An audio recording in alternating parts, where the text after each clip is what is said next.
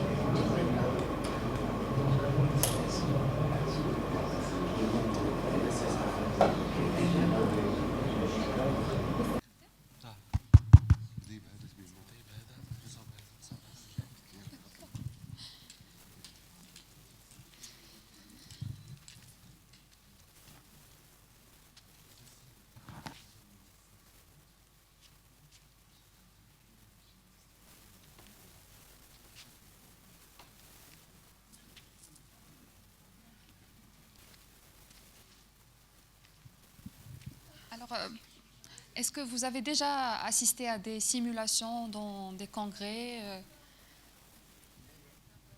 Never. Ok. Bah, c'est l'occasion. Mais j'espère que ça va devenir une habitude dans nos congrès de pédiatrie, puisque les premiers, c'est les réanimateurs qui ont commencé avec ça, et surtout la réanimation cardio-pulmonaire. Et puis, ça aboutit à un moyen pédagogique qui est vraiment important et impressionnant. Moi, je suis tombée amoureuse de cette technique dès que j'ai mis les pieds à la faculté de médecine de Marrakech et de pharmacie de Marrakech. Et donc, nous sommes tout un groupe qui essayons de promouvoir un peu la simulation. On le fait avec nos étudiants et ça donne vraiment de bons résultats. Donc, pourquoi pas nous aussi des pédiatres, puisque quand même nous restons des enfants à l'intérieur. Et je vous vais proposer un jeu sérieux que je partage avec mes étudiants pratiquement une fois par semaine, où il y a des jeux, il y a un scénario et c'est à l'étudiant de trouver la conduite à tenir. Et en fait, chaque action, elle va changer l'algorithme. C'est-à-dire, si on fait le bon choix, ben, on a un aboutissement quelconque. Un autre, si on fait un autre choix, on en a un autre. Est-ce qu'on peut commencer? On peut? Donc moi, je vous ai choisi un scénario assez soft, mais vous allez voir, peut-être qu'il y aura des surprises par la suite. Donc, je vais vous proposer l'histoire de Clara. Elle a 5 ans, elle a 8 ans, et puis au cours des 5 derniers jours, sa mère a remarqué qu'elle ne s'améliore pas, et donc elle l'a amenée aux urgences pédiatriques. Oui, alors une jeune fille de 8 ans qui a été mise aux urgences pédiatriques pour une fièvre apparue il y a 5 jours, associée à des nausées, des vomissements et une faiblesse anorexie et asthénie. Je vais prendre juste quelques secondes pour vous expliquer ce qui se passe, mais par la suite, c'est vous qui agissez. Moi, je ne suis que votre main qui manipule. Je ne vais pas intervenir. On discutera par la suite.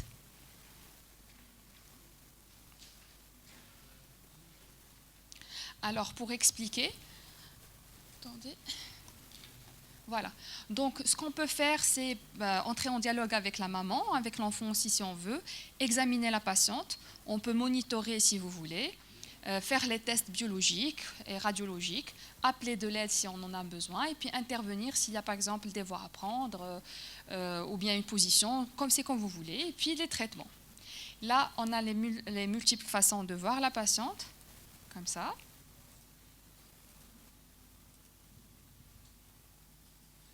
Voilà.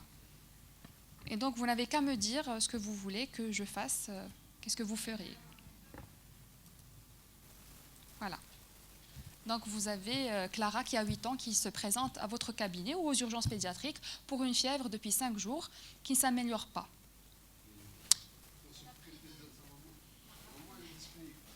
Oui, parce qu'elle est anxieuse. On le vit tout le temps, nous. C'est les mamans qu'il faut calmer, ce n'est pas les enfants. Oui. Alors, qu'est-ce que vous proposez? Donc, l'interrogatoire ou plutôt monitorer la patiente? Parce que je peux faire qu'une chose à la fois. Parce que, qu'est-ce que vous voulez que je commence avec l'examen ou avec le monitoring? Interrogatoire? Tout le monde est pour l'interrogatoire? Allez-y, mais... Allons-y. Alors, état de santé. Elle ne répond pas. Elle a de la fièvre et elle a la gorge depuis 5 jours. Depuis hier, elle a vomi et semblait plus faible et son état s'est aggravé. Est-ce que vous arrivez à entendre? On repose? Elle a de la fièvre et elle a la gorge depuis 5 jours. Depuis hier, elle a vomi et semblait plus faible et son état s'est aggravé. Elle était élevée jusqu'à 39 degrés Celsius, avec des pics espacés de 4 à 8 heures, mais cela s'améliore après l'antipyrétique. Aussi, combien de fois a-t-elle vomi? À 2 reprises, une fois hier et encore une fois aujourd'hui dans la matinée. Si vous avez besoin d'une question avant les autres, vous me le dites et je pose la question. Non. Voilà. Donc, pour résumer, est-ce que quelqu'un se rappelle? Elle ne répond pas. Elle ne répond pas. Ah, c'est la fille qui ne répond pas. Oui, parce qu'en général, comment vous sentez-vous? C'est vrai, c'est surtout l'enfant qu'on lui pose.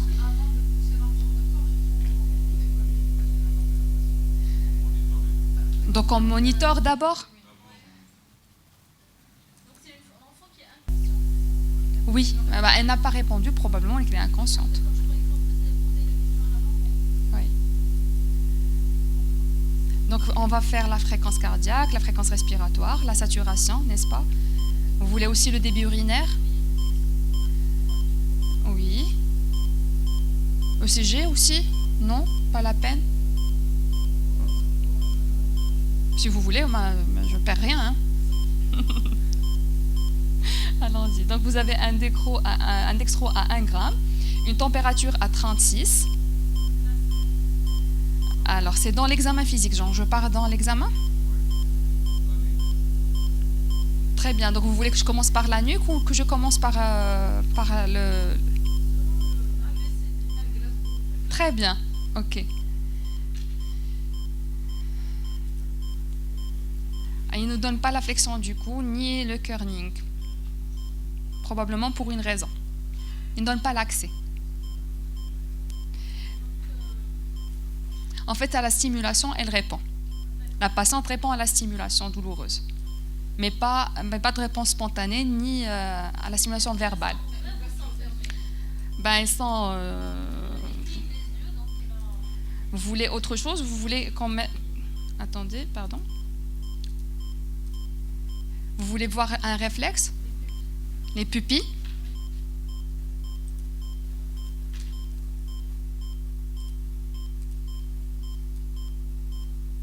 Voilà. Non?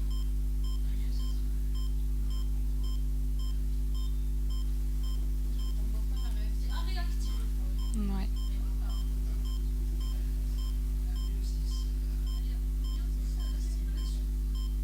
C'est pas une midriase, non.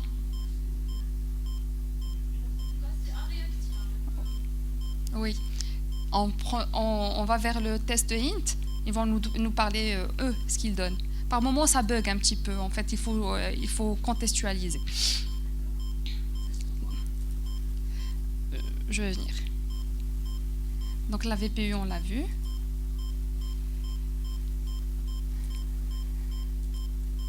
Vous voulez les voir aériennes, non?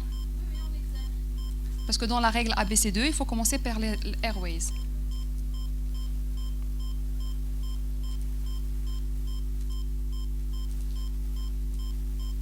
Il nous donne l'examen du nez, de la gorge et des yeux. Donc la tête normocéphalique, les pupilles sont égales et réactives, selon eux. Alors c'est symétrique, il n'y a pas de lésion, il n'y a pas d'otite. Les sinus ne sont pas douloureux, les narines sont ouvertes. Et il y a une hypertrophie légère des amygdales, mais sans autre chose.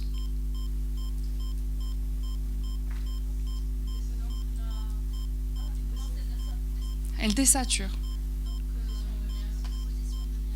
Très bien. Pardon. 30 degrés?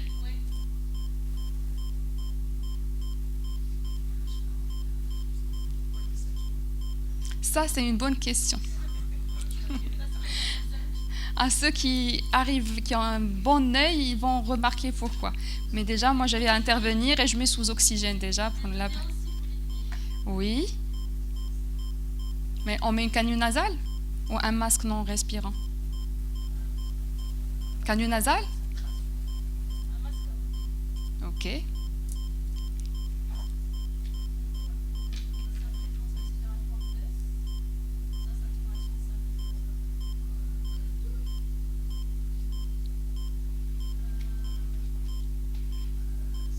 Est-ce que quelqu'un peut dire où est-ce qu'on en est? Est-ce que vous avez des idées, des hypothèses diagnostiques?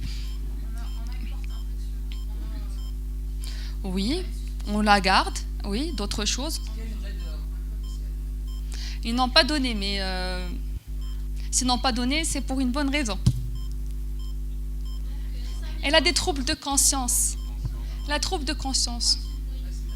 Elle est fébrile. Une voie veineuse, très bien.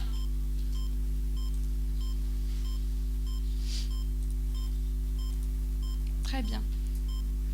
Ce qui rassure, c'est le dextro qui est quand même à 1.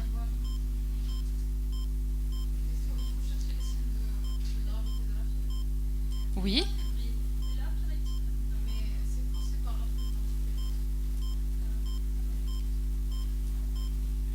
Et vous êtes sur quel...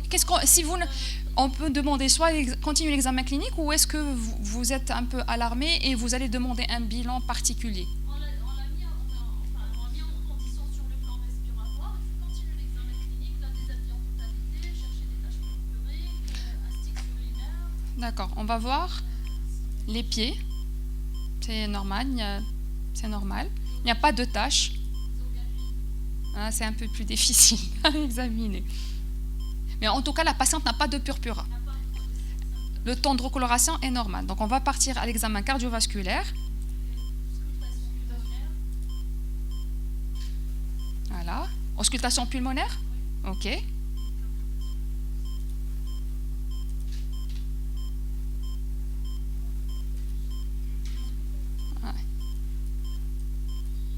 C'est ce que je vous avais dit, c'est par rapport au choix. C'est quand vous faites des choix, ça change tout Si par exemple, vous ne faites pas au bon ordre, mais ils peuvent annuler à un moment donné la possibilité de faire.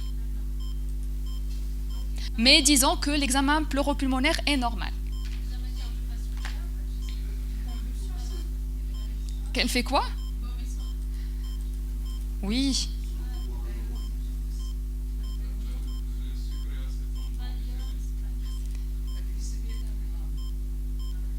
Qu'est-ce que je fais? Je la mets en condition Valium. Libération des voies aériennes supérieures. Sur latéral de sécurité. Après. Préparer l'ampoule.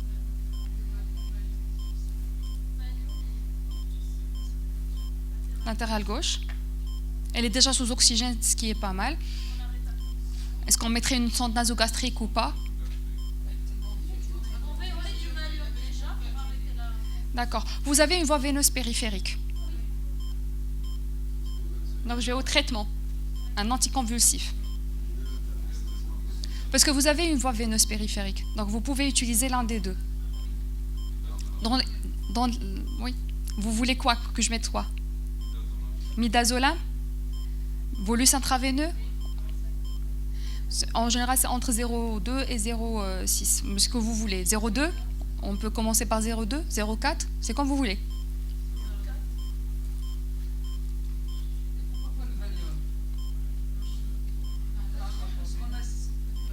Au cabinet, oui. Mais si vous avez une voie veineuse périphérique, vous pouvez soit faire le Valium, soit commencer par des bolus intraveineux de midazolam, si vous l'avez. Ça diaphragme, par moment, on ne le trouve pas. Oui. Pour rester classique, oui.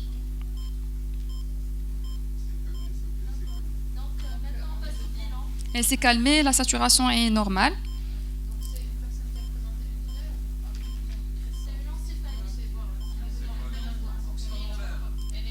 D'accord. Et donc, vous voulez que je commence un bilan ou on continue l'examen? Qu'est-ce que vous voulez comme bilan? Commencer par l'NFS-CRP? D'accord. Doucement parce que je ne peux pas cocher tout. Mais la maman dit que sous antipyrétique, elle est apyrétique, sous antipyrétique. Mais une fois l'effet de l'antipyrétique n'est plus là, elle devient fébrile. Vous voulez que je fasse un scanner? Je demande un scanner.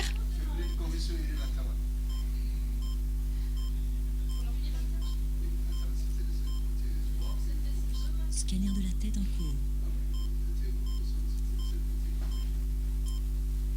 Elle avait même des troubles de conscience. 8 ans. 8 ans. Est-ce que vous êtes sur des pistes? Mhm.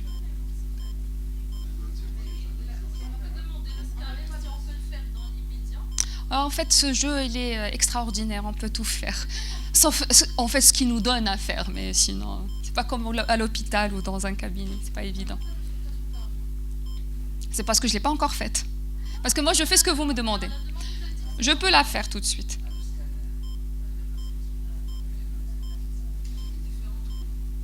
Oui. Oui. Vous voulez l'interprétation directement?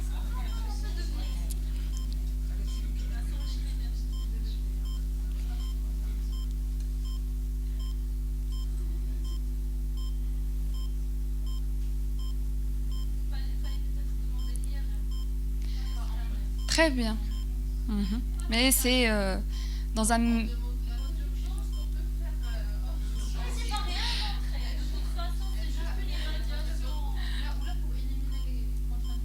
C'est surtout... Oui. Donc il n'y a pas de lésion importante, il n'y a pas d'altération importante, il n'y a pas d'œdème. Vous voulez qu'on fasse la PL en premier ou vous voulez autre chose? Qu'est-ce que vous voulez que je fasse? Vous me dites et je fais. NFS, vous voulez commencer par l'NFS? Ok. Ok. Les cultures, hémoculture, pas la peine.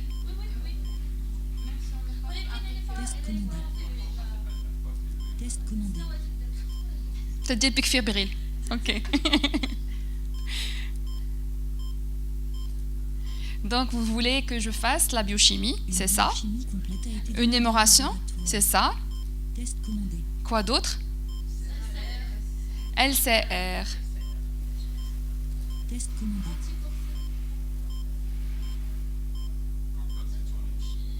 Oui, c'est en biochimie. Ils ont tout un...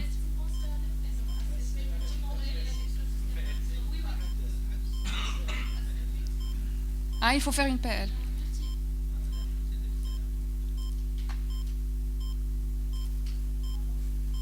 Je fais la PL.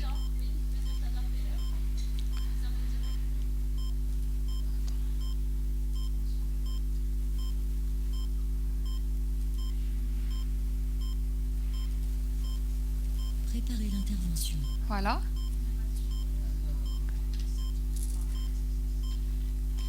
L'NFS, alors, Si. Là, je vais vous mettre les bilans comme ça.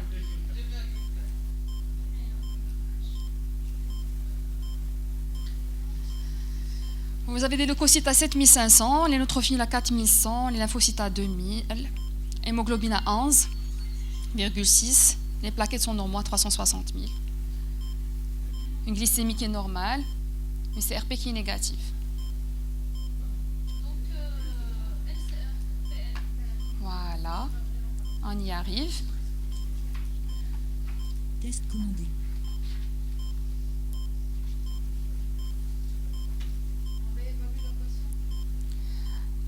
Vous avez toujours besoin de ça? Je les mets de côté pour vous laisser sur le monitoring.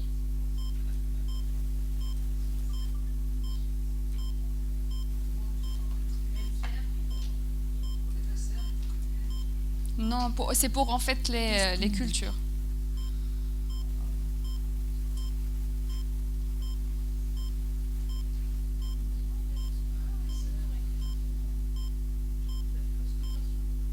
On revient à l'auscultation. Vous avez besoin de ça ou je les enlève pour ne pas vous encombrer? Je ne sais pas pourquoi.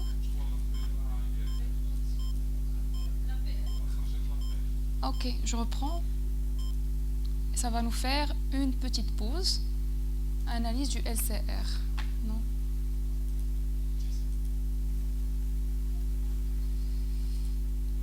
C'est pas ça.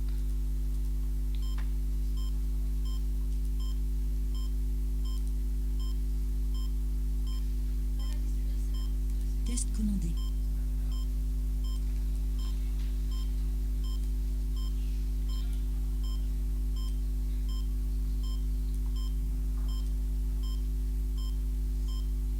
Ah, c'est ça. Voilà notre LCR.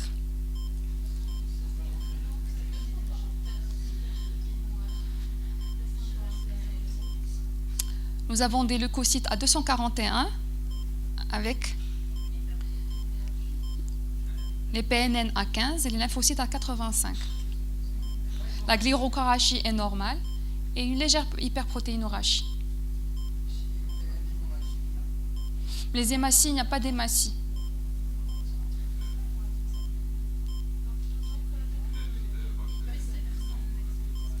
Est-ce que vous voulez, parce que l'interrogatoire, est-ce que vous pensez qu'on a terminé l'interrogatoire?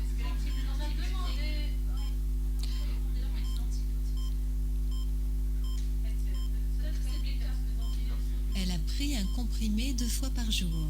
Elle prend des antibiotiques depuis 5 jours. Non, pas vraiment. Elle a pris de l'amoxicilline acide clave. Régulièrement.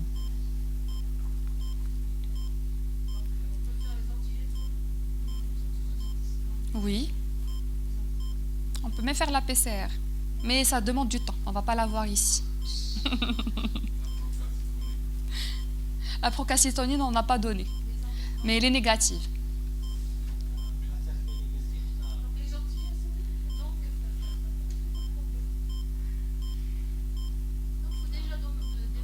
Est-ce que vous pensez qu'on a fait l'interrogatoire en bonne et due forme? Pensez-vous que j'en devrais reposer à la maman quelques questions?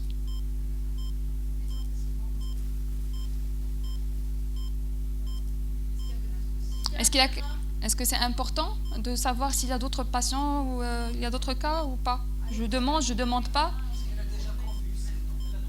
On demande s'il y a des antécédents ou pas? C'est important, je pense. Oui. Sa sœur a des boutons de fièvre. Ah, c'est sa sœur qui a un bouton de fièvre.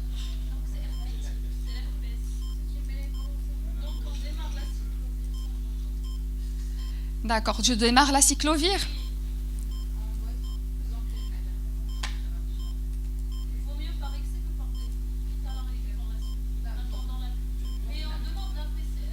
À quelle dose?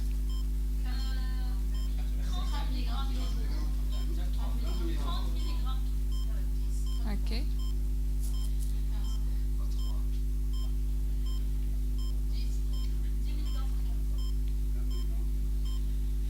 Et puis, il y a autre chose qu'on peut faire ou c'est... Alors, est-ce que j'ajoute? Parce qu'on donne le triaxan ou on ne donne pas le triaxan? On donne le triaxan.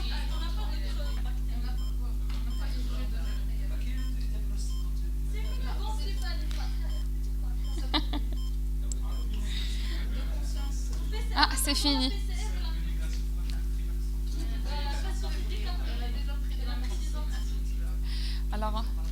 Alors, quel est votre diagnostic? Vous gardez quoi comme diagnostic? Pour vous, ça fait méningoencéphalite virale? Ben, très bien. Bravo déjà, on a continué la simulation ensemble. Est-ce que je peux, avant d'entrer dans le débrief en lui-même, est-ce que vous pouvez rapporter un peu comment vous étiez senti en voyant en assistant au scénario? Est-ce que vous étiez... C'est pas comme ça que ça se passe dans les urgences. Je dois râler pour avoir une voix veineuse. Je dois discuter avec le radiologue, le convaincre que non, le scanner il doit être urgent. Je dois chercher la bouche qui est le biologiste du chimie. Ça peut se prendre 24 heures pour avoir un... Mais c'est l'idéal. C'est comme, en fait, il faut apprendre sur l'idéal et puis par la suite... oui.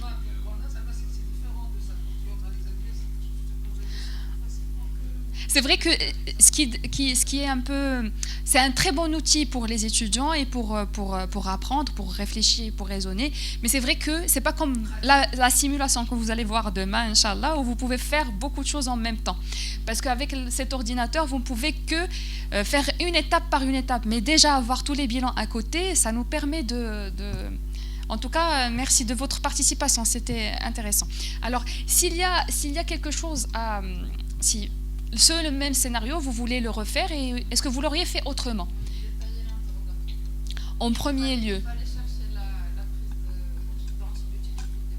Très bien. Il fallait plus détailler l'histoire de la maladie en pour être plus orienté. Oui. Et Dr Firdaus, vous aviez parlé de la règle ABCDE. Donc, c'est important de commencer, et la patiente était stable. Mais dans l'esprit, il faut toujours avoir cette règle d'ABCDE. Est-ce que la patiente est stable ou n'est pas stable, même si elle a de la fièvre.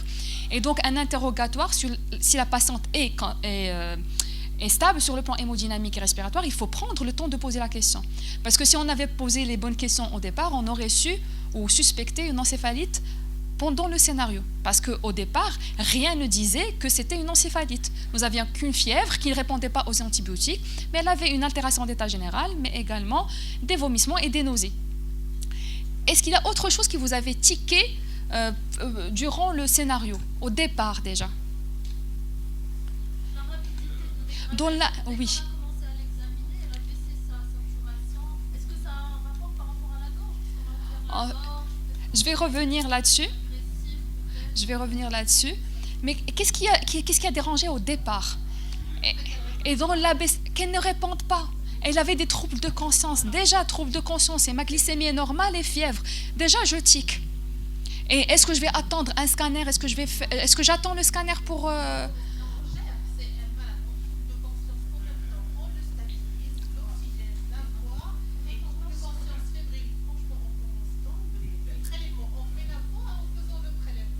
Et quoi d'autre? Très bien. Donc la règle, c'est que la pratique, c'est ça. C'est ce que le message clé de ce...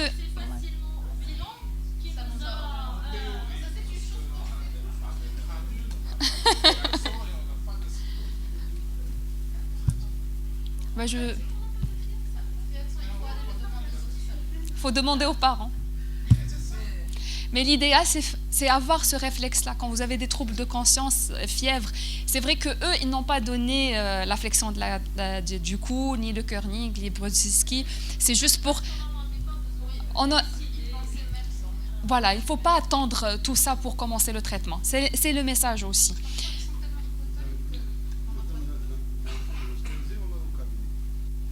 Alors, même si vous l'avez en cabinet, que vous pouvez déjà commencer la première dose de cette réaction, même en intramusculaire, ce n'est pas un problème. Si on peut le faire, si vous arrivez à avoir une voie veineuse au cabinet, c'est encore meilleur. Mais au cabinet, qu'est-ce qui serait le plus intéressant? C'est de ne pas... Si on peut le faire aussi, et aussi appeler le SAMU. Ce n'est pas un patient chez qui on va... Voilà. Tout ce qui est mise en condition, on le fait. Parce qu'au départ, avant d'avoir la PL, les résultats de la PL, vous serez toujours sur les deux pistes. Est-ce que je suis devant? C'est vrai qu'il ne convulse pas, mais il a des troubles de conscience. Et sa sœur avait un bouton de fièvre. Oui? Bien sûr, L'urgence, c'est quoi? C'est le traitement. Le traitement, l'antiviral et l'antibiotique. C'est ce qui est urgent. Et puis le transport qui devrait être médicalisé. Bien sûr, je stabilise le patient et puis je fais. Déjà, à l'interrogatoire, je serai toujours devant ces deux cas. Est-ce que c'est une méningite décapitée? Est-ce que je suis devant une méningoencéphalite herpétique? Et bien, dans les deux cas, vous commencez votre antiviral et vous commencez votre antibiotique. Même un scanner normal ne peut pas éliminer. L'idéal, c'est d'avoir l'IRM. Oui, mais l'idéal, c'est d'avoir l'IRM. Et même une IRM normale n'élimine pas une méningoencéphalite herpétique. Ça nous oriente, ça n'a de valeur que si c'est positif. Si ce n'est pas positif, ben, on reste toujours les mêmes liens, on reste toujours clinique et clinicien. Donc, si on associe l'antiviral est-ce qu'on n'est pas lié dans l'esprit? Elle va s'améliorer et ça va s'améliorer avec quel temps? Est-ce que Je vais arrêter. Je vais arrêter à un moment donné, mais là, je suis dans l'urgence. C'est-à-dire, le temps est précieux. Je n'ai pas encore fait de PL, je n'ai pas les résultats de la PL. C'est-à-dire, je vais juste sauver, c'est de sauvetage, je vais sauver le patient. Chez moi, en cabinet, où je le vois aux urgences, le temps que je puisse faire, le bilan que je peux faire. Parce que la méningoencéphalite est une urgence thérapeutique et la méningite aussi est une urgence thérapeutique. Vaut mieux être traité par excès et puis arrêter à un moment donné, parce qu'on peut arrêter. Dès qu'on a les résultats de la PL, on a même la PCR au CHU, c'est vrai qu'en périphérie c'est beaucoup plus délicat, mais quand on a accès à ça, dès qu'on a les résultats, on peut continuer ou arrêter. Mais c'est vrai que la méningoencéphalite herpétique, elle est beaucoup plus flagrante et beaucoup plus bruyante que juste un trouble de conscience.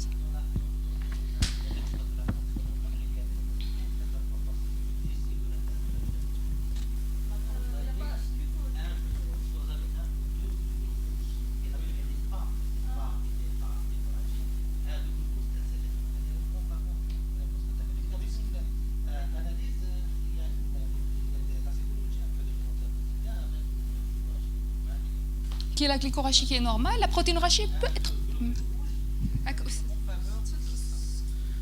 L'existence de un ou deux globules rouges, c'est un élément en faveur du méningoencéphalite herpétique. En attendant la PCR, et là, donc on commence rapidement la cyclovir. Donc je pense que... Ah, bien sûr. Que laisser traîner un patient. Oui. Élimine, non. Herpétique, oui. Même la PL, parce que vous avez une glycorachie qui est normale, on peut avoir une protéinorachie plus ou moins élevée, mais pas celle de la bactérienne. C'est possible aussi de l'avoir. De la bactérienne, oui. Ben finalement, on a gardé le diagnostic de méningoencéphalite herpétique et on va voir s'ils ont validé notre diagnostic ou pas. Ben, c'est validé. Mais ce que je veux vous passer comme message, c'est que quand l'urgence est thérapeutique, même dans votre cabinet, sauvez le patient d'abord. Si c'est un cabinet, il faut transférer via SAMU, il ne faut pas laisser les patients circuler tout seuls. Et puis voilà. Vous avez posé une question tout à l'heure, Dr Feldaus, c'est par rapport à la désaturation. Et c'est pour ça que j'avais dit, si vous aviez l'œil fine, vous alliez remarquer qu'elle convulsait déjà. Elle faisait des myoclonies du visage. Et elle faisait une désaturation concomitante à la désaturation. Oui. Bah, sa sœur avait un bouton de fièvre qui est une lésion herpétique. Il faut toujours la poser. C'est pour ça que je vous ai dit au cabinet, au premier abord, vous ne pouviez pas faire la différence. Et donc, dans l'urgence thérapeutique, il faut traiter les deux. Et après, réfléchir quand vous aurez les bilans. Je ne parle pas de 2 jours, 3 jours de traitement. Moi, je parle juste la première dose, voire deuxième dose. Le temps d'avoir les résultats. Donc, voilà. Et puis, le scanner qu'il faut demander parce que vous avez des troubles de conscience. Moi, j'aurais demandé peut-être le scanner dès le départ. Parce que je suis aux urgences pédiatriques. Le scanner, même si on n'est pas dans un contexte de trauma crânien, Mais vous avez...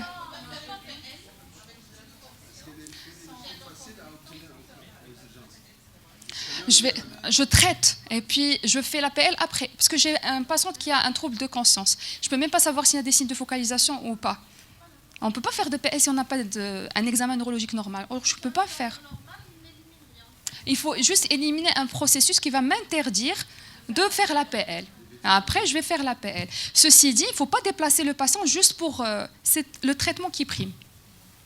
Oui.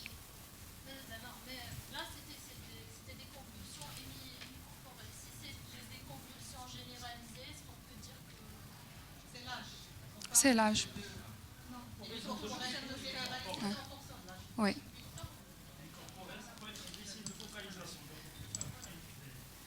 Quand vous avez des troubles de conscience, il faut faire la TDM.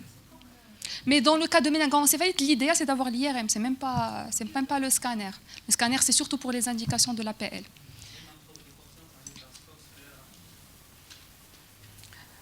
Oui, parce que vous n'avez pas à trouver, si vous arrivez à faire bouger la patiente, à savoir s'il y a un syndrome cérébelleux associé ou pas, parce que même le syndrome cérébelleux, c'est un signe de focalisation. Quelle est la place de l'EG ici? De quoi? L'EG. Le G, mais pas en urgence. Pas en urgence. Parce qu'elle convulse déjà devant nous. Oui, si on peut le faire, mais ce n'est pas vraiment le plus urgent à faire. Mais c'est une bonne chose à faire aussi, si on a intérêt pour la recherche scientifique et pour... il faut le faire. Vous voulez voir les performances? On est déjà au-dessus des 50%. Alors moi, je demande toujours à mes étudiants, vous mangez le dessert en fin ou vous prenez le dessert en début de repas? Vous voulez commencer du plus en ordre croissant ou décroissant? On commence par le traitement.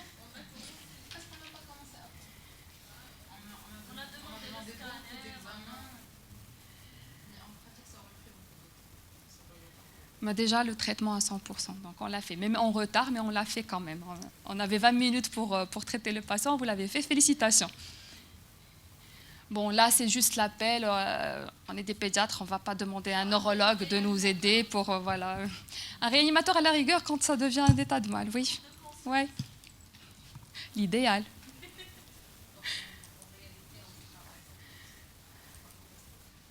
Voilà. Le décubitus dorsal, c'est surtout, mais vous aviez fait, c'est-à-dire que quand elle avait la détresse respiratoire, il n'y avait pas de convulsion pour vous, la position en demi-assise était la meilleure. Oui. Nous avons pris une voie veineuse, nous avons mis sous oxygène, une sonde nasogastrique, il faut la faire. C'est obligatoire pour qu'elle n'inhale pas.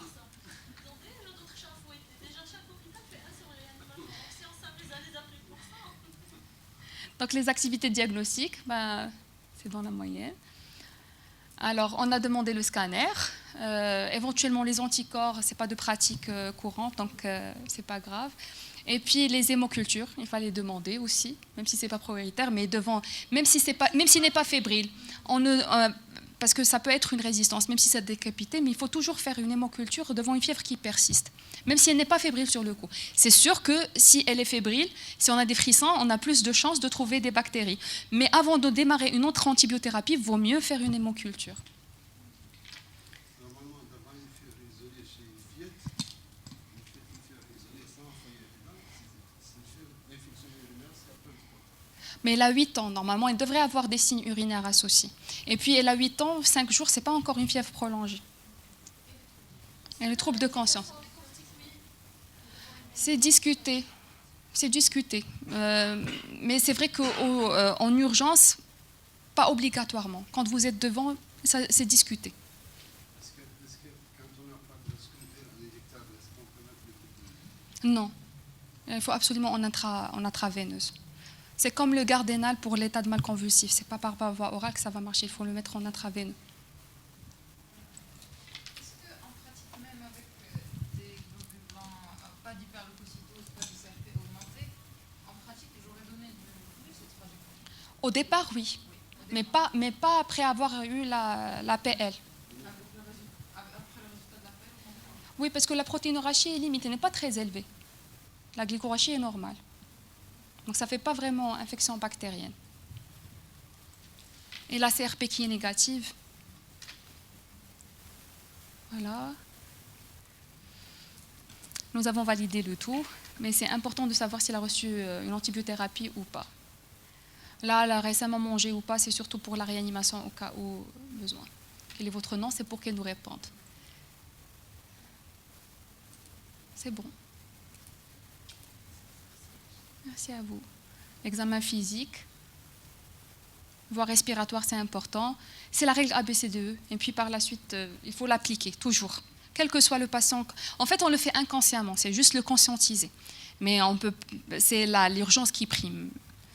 On le fait inconscient, mais c'est bien de conscientiser que je suis en train de voir les voies aériennes supérieures, est-ce que je suis en train de voir la fréquence cardiaque, le temps de recoloration, qui est important. Voilà, je vous remercie pour votre attention. Y a-t-il des remarques ou une question, peut-être, si vous voulez? Est-ce que c'était... Inch'Allah. Est-ce que ça a été intéressant pour vous? Vous avez apprécié? Alors, la simulation, c'est un processus par lequel on remplace un malade vivant et une situation de pratique courante en, je ne dirais pas un jeu, mais c'est un jeu sérieux. On vous met dans le bain sans que vous soyez vraiment. C'est-à-dire, je vais vous montrer un arrêt cardio-respiratoire et vous allez réanimer un patient qui n'est pas vivant. Mais vous aurez les résultats comme si vous avez réanimé un patient qui est vivant.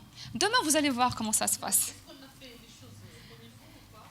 En fait, le patient, vous avez fait le diagnostic et vous avez fait... par moi, c'est juste la première fois quand on utilise le Body Interact, ça peut être un petit peu impressionnant au départ. Et même, j'ai choisi vraiment un scénario assez doux. Je peux juste pour vous montrer un petit peu un autre scénario, mais rapidement. On ne va pas le discuter, mais c'est juste pour vous montrer mes étudiants, quand ils le trouvent, qu'ils sont choqués, les pauvres.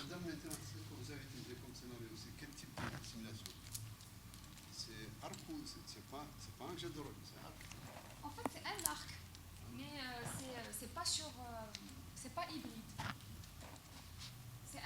Ça entre dans la catégorie de jeu sérieux.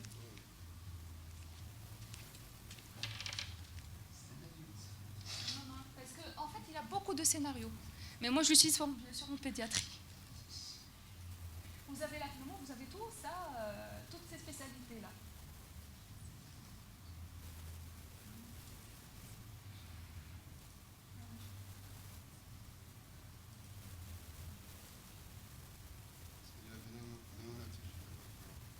En fait, on a ces scénarios. Je vais vous montrer les scénarios que nous avons. On peut avoir le même cas sur différents scénarios, c'est ça? Non, en fait, on a plusieurs scénarios. Là, c'était Clara. Les noms ne sont pas très marocains non plus. Mais bon.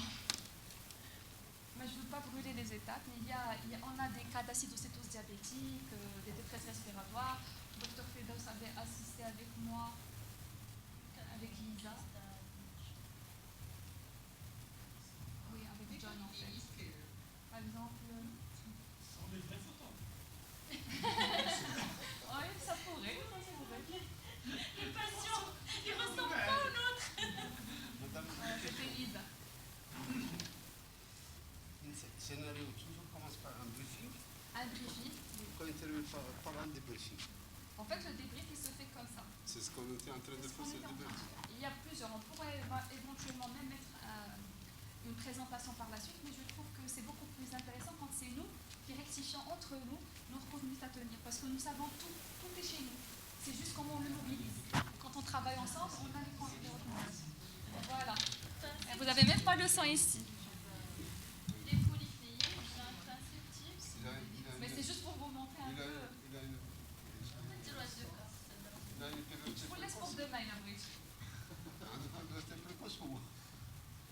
Il n'y a pas le sang. Je sais. C'est madame, ils sont augmentés. Est-ce qu'il n'est pas un peu versé pour le corps? Quoi?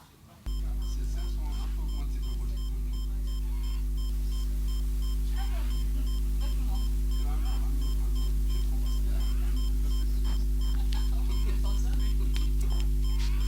Bon, ça c'est parmi les scénarios que je commence avec mes étudiants, ils sont les pauvres, ils sont stressés.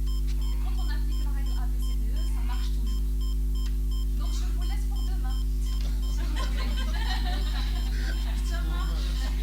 Comme ça, vous savez déjà que c'est une détresse respiratoire.